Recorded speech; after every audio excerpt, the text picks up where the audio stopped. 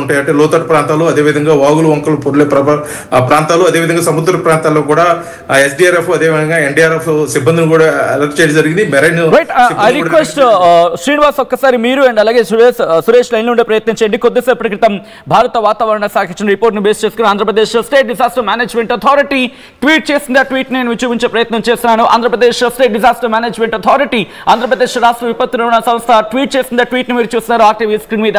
నైరుతి బంగాళాఖాతం అలాగే నైరుతి బంగాళాఖాతాన్ని ఆనుకుని ఉన్న శ్రీలంక తీరంలో తుఫాను అంటూ కూడా రాష్ట్ర విపత్తు నిర్వహణ సంస్థ చెప్పుకొచ్చింది. మీరు చూడొచ్చు, తుఫాన్ అని చెప్పుకొచ్చింది ఆంధ్రప్రదేశ్ రాష్ట్ర విపత్తు నిర్వహణ సంస్థ, అంటే Andhra Pradesh state disaster management authority చెప్పుకొచ్చిన ఆ క్రమాన్ని మీరు చూస్తున్నారు. ఈ తుఫానికి దిత్వాగా నామకరణం చేయడం జరిగింది. ఉత్తర తమిళనాడు పుదుచ్చేరి ఆనుకుని ఉన్న దక్షిణ కోస్తా తీరాలకు గడిచిన 6 గంటల్లో 15 కిలోమీటర్ల వేగంతో కదులుతోంది ఈ తుఫాన్ అంటూ కూడా ఆంధ్రప్రదేశ్ రాష్ట్ర విపత్తు నిర్వహణ సంస్థ చెప్పుకొచ్చింది. ఆ మ్యాప్ లో చూపించే ప్రయత్నం చేస్తాను. ఆ డైరెక్షన్స్ మీరు చూస్తే కనుక ఇదిగోండి, ప్రస్తుతం ఎక్కడుందో మీరు గమనించవచ్చు. ప్రస్తుతం శ్రీలంక మీద దీని ప్రభావాన్ని చూపిస్తోంది.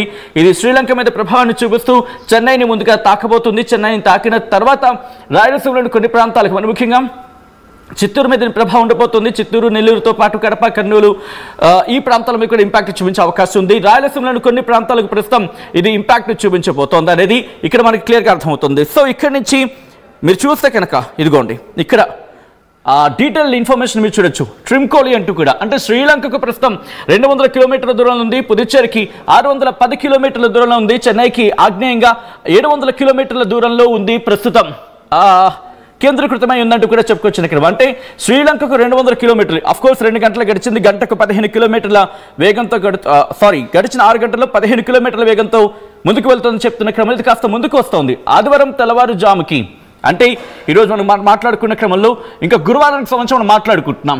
సో ఆదివారం తెల్లవారుజాముకి నైరుతి బంగాళాఖాతం తమిళనాడు, పుదుచ్చేరి, దక్షిణ కోస్తా ఆంధ్రాలకు చేరుకునే అవకాశం ఉంది అంటూ కూడా చెబుతోంది ఆంధ్రప్రదేశ్ రాష్ట్ర విపత్తు నిర్వహణ సంస్థ. దీని ప్రభావంతో శని, ఆదివారంలో భారీ వర్షాలు పడతాయంటూ చెప్పుకొచ్చిన క్రమంలో ప్రజలు అప్రమత్తంగా ఉండాలి, రైతులు తగిన జాగ్రత్తలు తీసుకోవాలంటూ కూడా హెచ్చరికలు, ఇక్కడ సూచనలు జారీ చేస్తున్న క్రమం.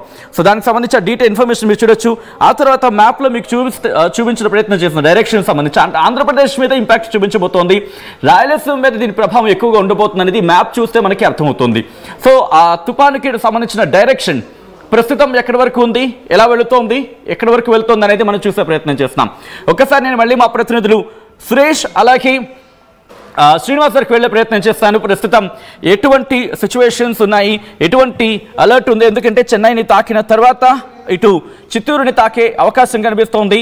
కాబట్టి శని, ఆదివారం ఇంకొక రోజు మాత్రమే ఉంది. ఇది మిమ్మల్ని భయపెట్టడానికి వార్త కాదు, మిమ్మల్ని జాగ్రత్త చేసేందుకు చెబుతున్న మాట తప్ప మిమ్మల్ని భయభ్రాంతులకు గురి చేయడం ఆర్టీవీ ఉద్దేశం కాదు. తగిన జాగ్రత్తలు అలాగే సూచనలు తీసుకుంటారని చెప్పి మీకు చెప్పడం జరుగుతోంది. సో ఈ క్రమంలో ఒకసారి నేను సురేష్ దగ్గరికి వెళ్ళే ప్రయత్నం చేస్తున్నాను. సురేష్, ఇంకొక రోజు మాత్రమే ఉంది. శని, ఆదివారంలో భారీ వర్షాలు పడే అవకాశం ఉంది. ఆదివారం దీని ఇంపాక్ట్ ఉండే అవకాశం ఉందని చెప్పి ఆంధ్రప్రదేశ్ రాష్ట్ర విపత్తు నిర్వహణ సంస్థ కూడా అంచనా వేస్తున్న క్రమంలో అక్కడ ఎటువంటి పరిస్థితులు ఉన్నాయి, మరి ముఖ్యంగా భారీ వర్షాలను తట్టుకునేందుకు కావచ్చు, లేకపోతే ఒకవేళ విపత్తు ఎదురైతే కనుక దాన్ని హ్యాండిల్ చేసేందుకు ఎటువంటి సిస్టమ్ అక్కడ ఏర్పాటు చేయడం జరుగుతోంది ఇప్పుడు?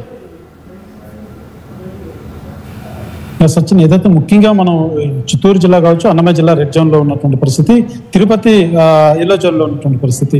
ముఖ్యంగా మనం ఒకసారి చిత్తూరు గురించి పరిశీలిస్తే మాత్రం చెన్నైకి అతి సమీపంలోనే చిత్తూరు ఉంటుంది. చాలా ముందుగా కూడా ఆ యొక్క ప్రభావం, వర్షపాత ప్రభావం మాత్రం చిత్తూరు మీద పడేటువంటి అవకాశం కూడా ఉంది. అయితే జిల్లా యంత్రాంగం, ఎస్డీఆర్ఎఫ్ బృందాలు కావచ్చు, ఎన్డీఆర్ఎఫ్ బృందాలు మాత్రం సంసిద్ధంగానే ఉన్నాయంటూ కూడా అధికారులు ఇప్పటికే తెలియజేసినటువంటి పరిస్థితి ఉంది. ఏ క్షణం ఇలాంటి తుఫాను ఎంత తీవ్రత దాల్చినప్పటికీ పూర్తిగా అధికారులు మాత్రం చాలా అప్రమత్తంగా వ్యవహరిస్తున్నాం. కాకపోతే ముందస్తుగా ఏదైతే లోతట్టు ప్రాంతాల్లో ఉన్నటువంటి ప్రజలు మాత్రం చాలా మెలకువలు వహించాల్సిన అవసరం ఉంది. ఎందుకంటే గడిచిన నెలగా కూడా వర్షపాతం, తేలికపాటి వర్షపాతాలతోటి అప్పుడప్పుడు పుష్కలంగా వర్షపాతాలు నమోదవుతున్నటువంటి పరిస్థితి ఉంది. కుంటలు కావచ్చు, చెరువులన్నీ కావచ్చు, ఎక్కడ చూసినా నీటితో నిండిపోయినటువంటి పరిస్థితి కూడా ఉంది.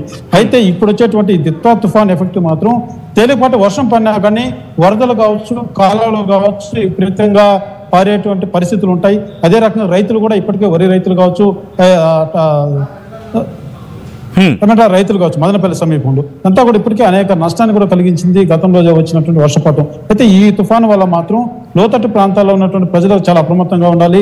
అదే రకంగా పూర్తి స్థాయిలో అధికారులు, రెవెన్యూ అధికారులు కావచ్చు, పోలీస్ అధికారులు కావచ్చు, ఎక్కడే కానీ ఎటువంటి అలసత్వం లేకుండా చాలా అప్రమత్తంగా ఉన్నాం. ఎందుకంటే వాతావరణ శాఖ ఇచ్చినటువంటి రిపోర్ట్స్ ఇదంటే ఈ యొక్క తుఫాన్ అనేది తన తీవ్రత దాల్చేటువంటి పరిస్థితి కూడా ఉంది. కాబట్టి ఎక్కడే కానీ ఎటువంటి ఇబ్బంది లేకుండా అన్ని బృందాలకు కూడా పోలీసులు కానీ ఇటు ఎస్డిఆర్ఎఫ్, ఎన్డీఆర్ఎఫ్ బృందాలకు కూడా, ఎందుకంటే ఈ లోతట్టు ప్రాంతాల్లో ఉన్నటువంటి ప్రజలు కావచ్చు, లేకపోతే ఏదైనా జరగడం జరిగితే కూడా ఆ సమస్యను ఎదుర్కొనే దిశగా ముందస్తుగా మేమైతే అప్రమత్తంగా ఉన్నామంటూ కూడా అధికారులు అయితే తెలియజేస్తున్నారు. ప్రస్తుతం గడిచిన ఇవాళ మధ్యాహ్నం నుంచి కూడా కొంత మార్పులు చెందిందనే చెప్పాలి. వాతావరణంలో కూడా చాలా మార్పులు చెందింది. మధ్యాహ్నం నుంచి కూడా పూర్తిగా ఒక తేలికపాటి